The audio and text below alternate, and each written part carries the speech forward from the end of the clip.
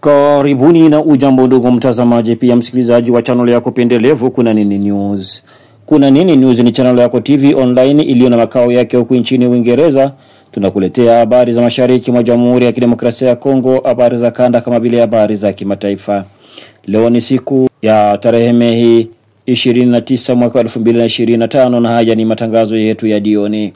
Katika yale tuliyokuandalia ni kwamba Rais mstaafu wa Jamhuri ya Kidemokrasia ya Kongo Joseph Kabila, ambaye kwa sasa anapatikana mjini Goma, maskani ya mkoa wa Kivu ya Kaskazini, ni kwamba huyu eneo ambalo linamilikiwa na wapiganaji wa M23 RDF kama vile AFC, ameweza kupokea ujumbe wa viongozi wa baadhi ya makanisa katika mji huo wa Goma.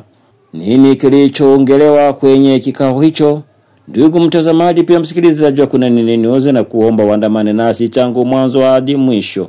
Lakini usisahau kauli mbiu yetu ambayo wewe ambao bado hujasubscribe, yani kujabone, tafadhali usikose kufanya hivyo, yani usikose kujabone, usikose kulike, usikose kuacha comment yako na kutuandikia mahali ulipo, na hatimaye usikose kushare, yani kupartage kwa wengine. Huo utakuwa ni mchango wako mkubwa kwetu na itatupelekea sisi kuja kesho kwa kishindo zaidi. Bila ya kupoteza muda, moja kwa moja tunazungumzia kuhusu ziara aliyoifanya Rais wa zamani wa Jamhuri ya Kidemokrasia ya Kongo Joseph Kabila Kabange, ambaye anaendelea kupatikana katika mji wa Goma. Siku ya Alhamisi hii ya tarehe Mei 29 aliweza kuwapokea baadhi ya viongozi wa makanisa katika mji huo. Miongoni mwa wale waliopokelewa, tumeambiwa kwamba ujumbe wa viongozi wa makanisa uliweza kuongozwa na Askofu Mkuu Joel Amurani, ambaye huyo pamoja na viongozi wengine waliokuwa nao waliweza kupokelewa na Rais mstaafu Joseph Kabila, wengi wao wakionekana wakiwa wenye kutabasamu, alama ya furaha kupokelewa na rais huyu wa zamani wa Jamhuri ya Kidemokrasia ya Kongo. Kisa na mkasa kama vile wamoja wao walivyojieleza baada ya kupokelewa, haswa wakizungumzia kuhusu mazumuni ya wao kutaka kuonana na rais wa zamani wa Jamhuri ya Kidemokrasia ya Kongo. Walimtaja kuwa mtu aliyeleta mabadiliko, mtu ambaye ana uzoefu tosha kuhusu amani, kama walivyodokeza wenyewe au walivyotamka wenyewe. Wakaona kwamba uwepo wake katika maeneo haya ya mashariki, hasa sehemu za mji wa Goma, kwa mujibu wao, huenda kupitia uzoefu alionao wataweza kuleta amani, swala ambalo hili sasa wengi wangali wanadihuliza kuhusu uwepo wake maeneo hayo ambayo yanamilikiwa na M23 RDF kama vile AFC.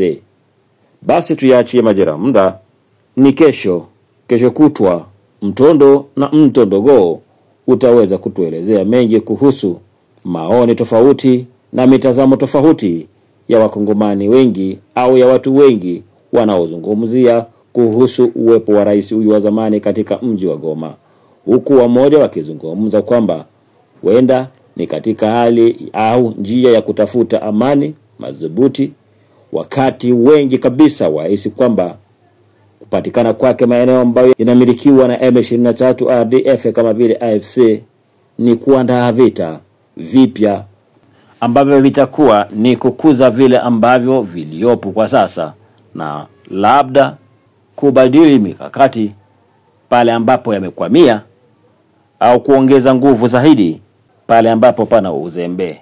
Ili kujua ukweli wa mambo, ni mnamo siku za usoni wamoja wataonekana walisema au walibashiri, iwe wale wanaofikiria labda ni kuleta amani au wale ambao wanafikiria ni kuchochea vita. Tuyaachie majira muda, wahenga usema. Na ni kufikia hapo hatuna cha ziada. Ombi langu kwako ni wewe ambao bado hujasubscribe kuweza kujiabone, kuweza kulike, kuweza kuacha comment yako na kutuandikia mahali ulipo, na hatimaye kuweza kushare, yani kupartage kwa wengine. Utakuwa ni mchango wako mkubwa kwetu na itatupelekea sisi kuja kwa kishindo kesho. Hadi hapo tutakapokutana tena hewani, nasema asante kwa kukubali kuandamana nasi tangu mwanzo hadi mwisho.